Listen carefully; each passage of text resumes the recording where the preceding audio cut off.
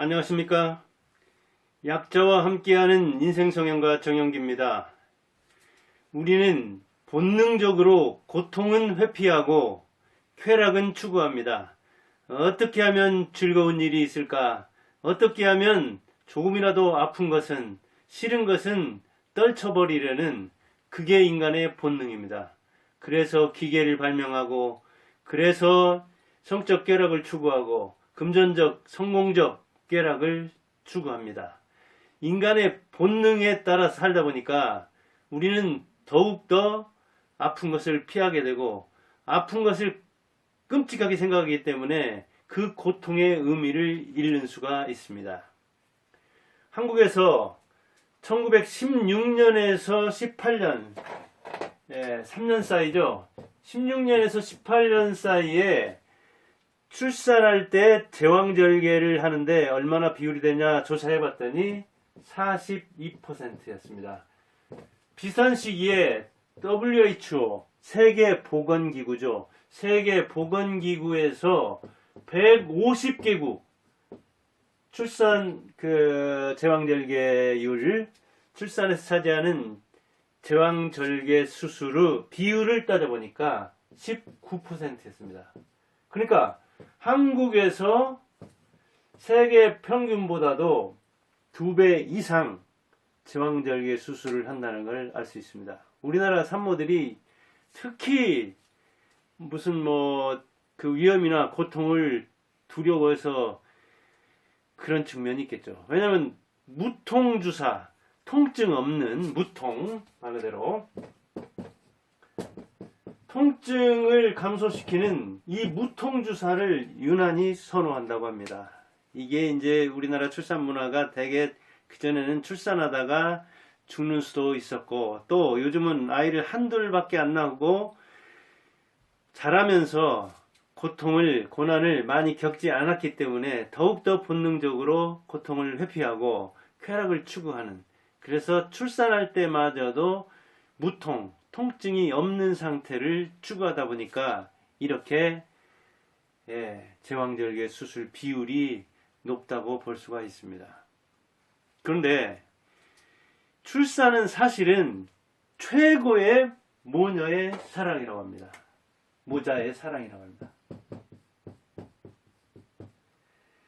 어머니와 딸 또는 아들이, 어머니와 아이가 같이 아프고 같이 이 긴장과 이완 상태를 거치면서 자궁에서부터 산도를 타고 땅 밖으로 나오게 되는 거죠.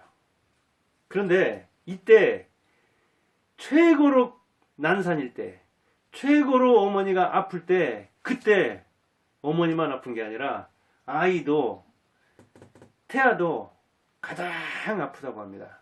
그러니까 그 아픈 상태에서 어머니가 그 아픔을 견뎌야 그 골반에서 나오는 아이가 가장 아픈 상태이지만 어머니와 함께 일심동체를 이루어서 땅에 태어나는 겁니다. 그런데 자궁에서부터 이렇게 출산 과정을 거치는 그 사이에 최고의 애착관계가 이루어진다고 합니다. 모녀 사이에 일생일대의 애착관계, 그거는 생사를 같이 하는, 정말 제왕절개 수술이 없을 때는 저도 시골에서 출산하다가 죽는 거를 이렇게 듣기도 하고 그랬습니다. 어릴 때는 누가 아기를 낳다가 아이도 죽고 엄마도 죽었다는. 옛날 시골 제가 자란 진안, 전라북도 진안이라는 그곳은 오지여서 그때 의원 한 군데 있었는데 산부인과라는 거는 구경을 할 수가 없었죠. 그렇기 때문에 시골에서 그냥 집에서 아이를 낳는, 자연분만하는 그런 문화가 있어서 정말 신발 벗어놓고 죽을 각오를 하고 아이를 낳는다는 그런 옛날 어머니들의 이야기가 말 그대로였던 것입니다. 그런데 그렇게 생사를 걸고 출산할 때 산도를 타고 나오는 아이와 어머니가 최고의 애착관계를 이룬다고 합니다. 이걸 그루밍이라고도 합니다. 털 쓰다듬기. 왜 심리학에서도 뭐 그루밍 나오잖아요. 심리적 애착관계.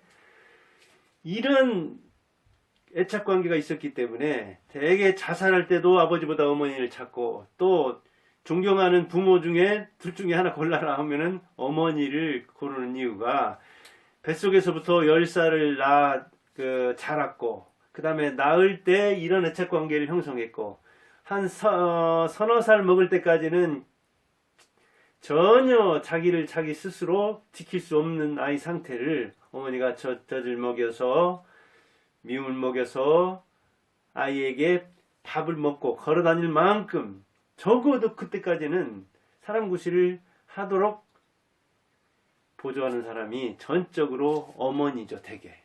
그러다 보니까 어머니와의 그 초기 애착이 평생을 가는 거고, 그 어머니의 마음도 그렇게 길렀기 때문에 내 새끼는 금쪽보다, 우주보다, 천하보다 더 귀하다 하는 생각으로 기르기 때문에 그 애착이 유지가 되는 거죠. 그 낳을 때의 고통은 있고, 자라면서 크는 거기서 오는 기쁨을, 거기서 쾌락을 얻는 것을 더 좋아하기 때문에 어떤 경우에도 어머니는 자녀 편이잖아요.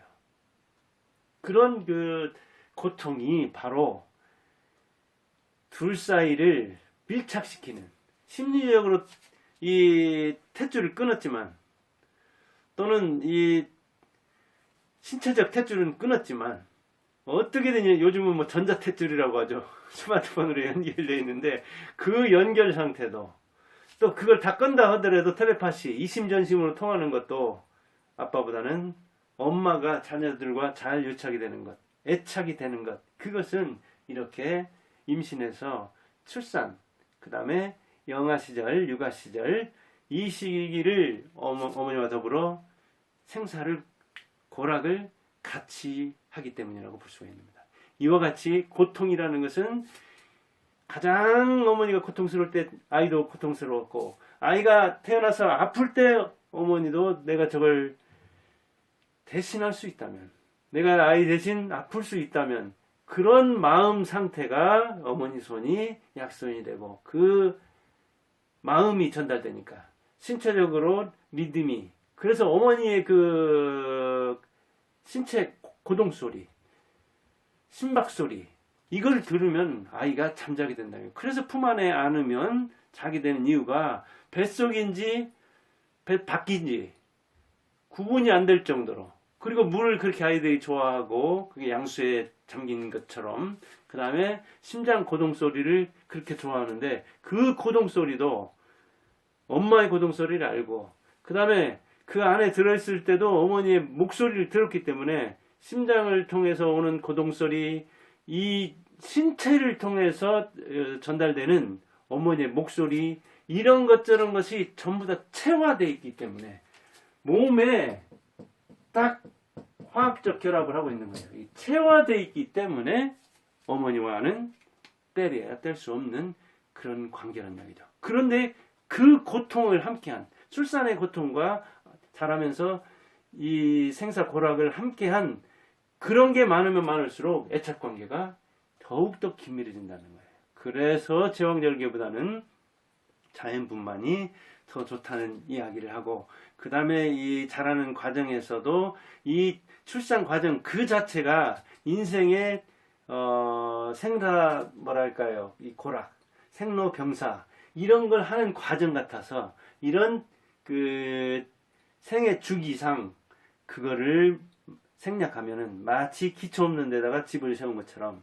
모래 위에 집을 세운 것처럼 사상누각이 될 수 있다는 그런 이야기를 하는 겁니다. 우리 뭐 저도 내시경도 이제 많이 해보고 이렇게 하는데, 되게 보면 수면 내시경이 많이 하는데, 일반 내시경을 저도 이게 대장이나 위를 하면서 영상을 이렇게 보면은 거기에서 이 소화되는 그 이 장이 막 움직이는 동영상을 보고, 이 대장 내시경을 할 때는 대장에서 변이 형성되는, 이렇게 이제 거의 뭐 설사로 씻어냈기 때문에 수분이 조금 남아있지만, 그래도 그것이 변으로 이렇게 변하려고 하는 노란 모습을 이렇게 떠다니는 거를 동영상으로 보게 되면 참 신비하고, 자기 신체에 대한 신비함을 느끼는 만큼, 야, 내가 이게 좋은 걸 먹어야 되겠구나, 좋은 마음을 먹어야 되겠구나, 그리고 배설을 위해서도 이 대소변, 그 다음에 소화를 위해서도, 그 다음에 음식, 이 입안에서의 맛, 이런 것 저런 것을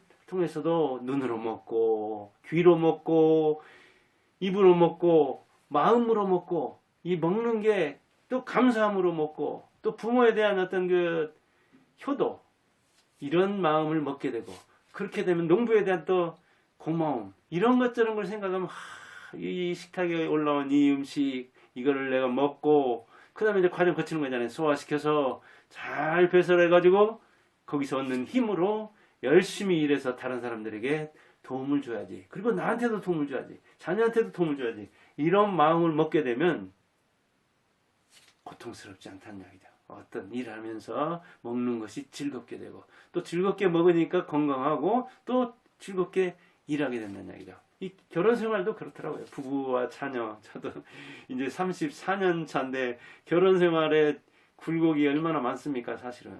그런데 이 고통의 소화력이 결혼을 지탱하는 거잖아요. 고통 소화력.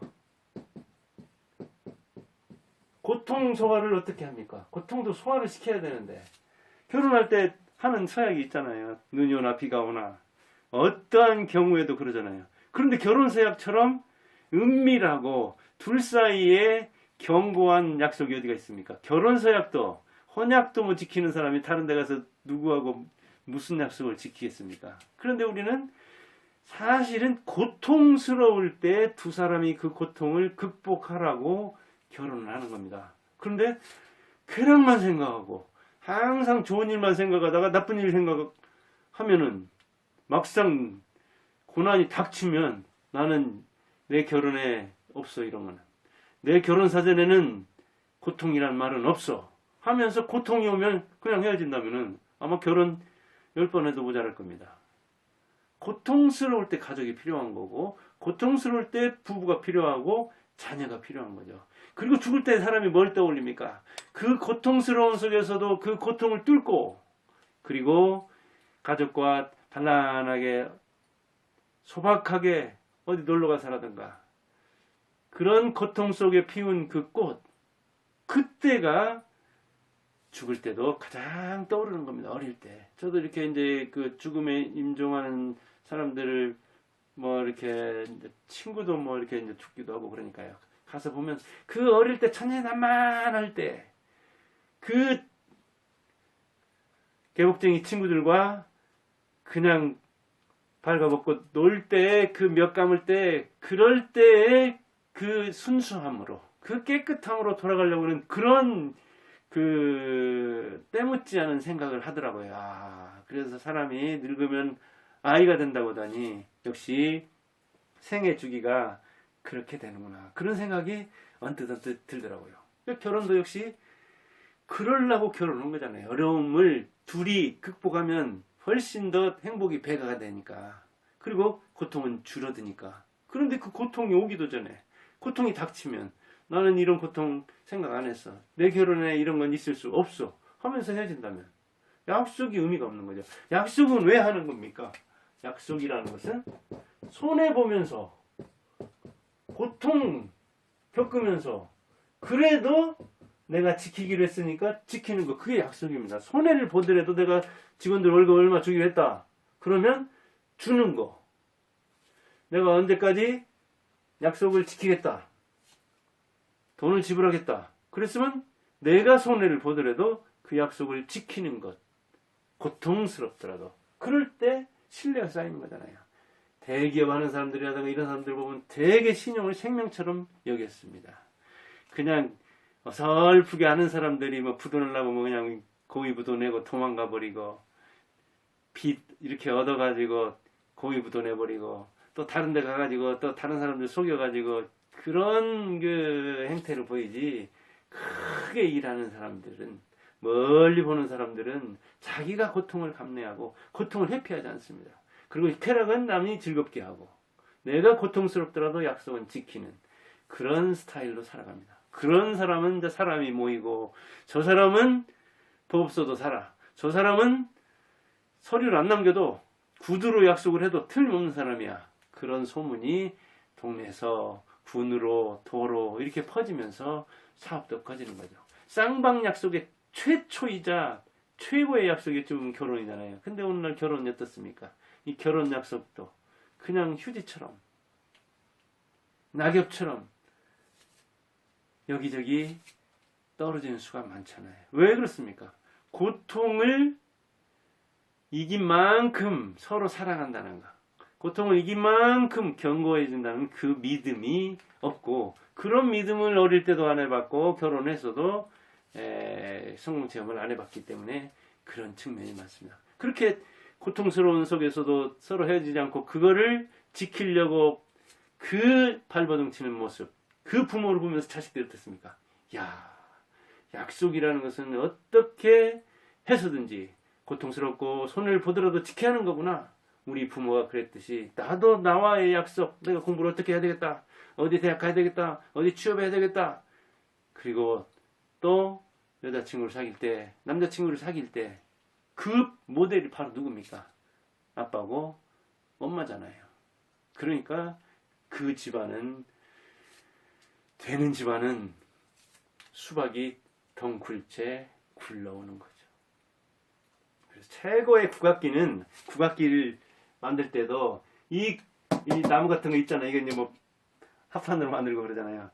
최고의 국악기는 자갈밭이나 바위틈에서 자란 오동나무를 재료로 쓴다고 합니다. 그래서 나이테도 아주 조밀하고 고통과 고통의 연속에서 자랐기 때문에 더디게 크기는 하지만 나무 재질이 아주 단단하고, 그래서 이 공명이 제대로 돼서 우아한, 아주 그 고와한 소리를 내기 때문에 국악기에 이 판, 앞판이나 뒷판 이런 걸 쓸 때 최고의 재질은 그렇게 자갈밭이나 바위틈에서 자란 단단한 오동나무라고 합니다. 마찬가지로 인간도 그런 고통 속에서 많이 성장하게 되는데, 하루는 고통의 연속이잖아요. 그리고 불교에서도 인간은 고해의 바다다 그랬잖아요. 고해, 고통의 바다. 인간 세상이 고해다, 고통의 바다다.